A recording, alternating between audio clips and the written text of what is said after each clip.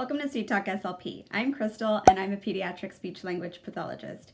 Today's video is another episode of Sweet Talk Tips. But before we get started, if you're not yet subscribed to my channel, I invite you to subscribe.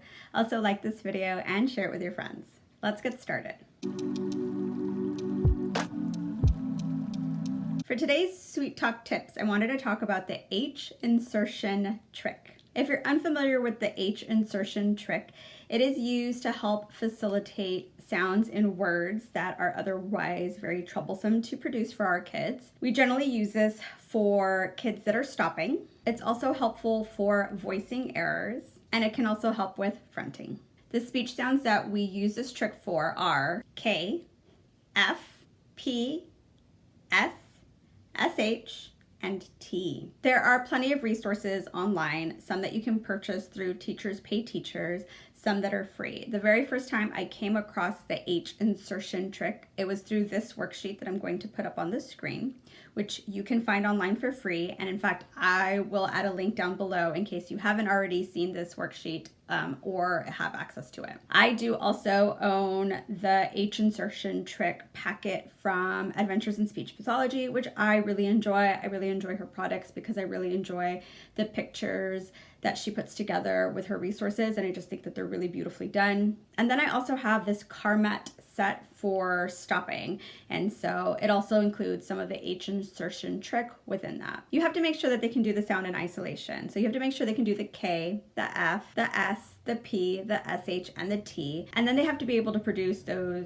H words. If they're able to do both of those, then using this trick is really helpful. When working on H insertion trick, I do a bit of a cognitive reframing approach in that I cover the word that we're really working on. So for example, if the N word is cat, I'm not going to show the picture of the cat. I'm going to do some backward chaining and work on hat, and then add in the k sound and then blend it together to make cat.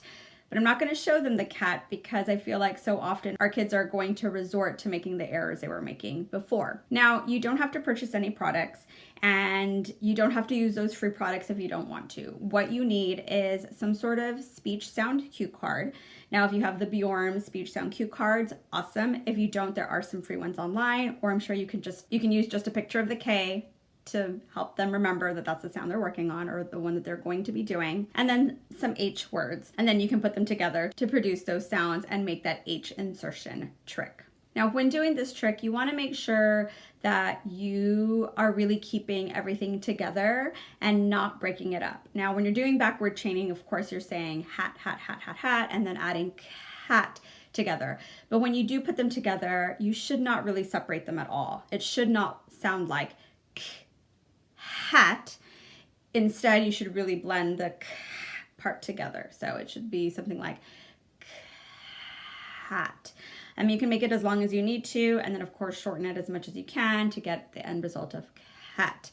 And then later, once the child has really gotten the hang of it, then you can show them the end result like, hey, you know what word you were saying? You were saying the word cat. I really love this trick for those pesky sounds. I'll add all the links down below for some of these resources. If you have any questions, please don't hesitate to write them down below, and I'll be happy to answer them for you. I hope that you liked this video. If you did, I hope that you'll consider subscribing, like this video, share it with your friends, ring that notification bell. You'll be notified of my weekly uploads.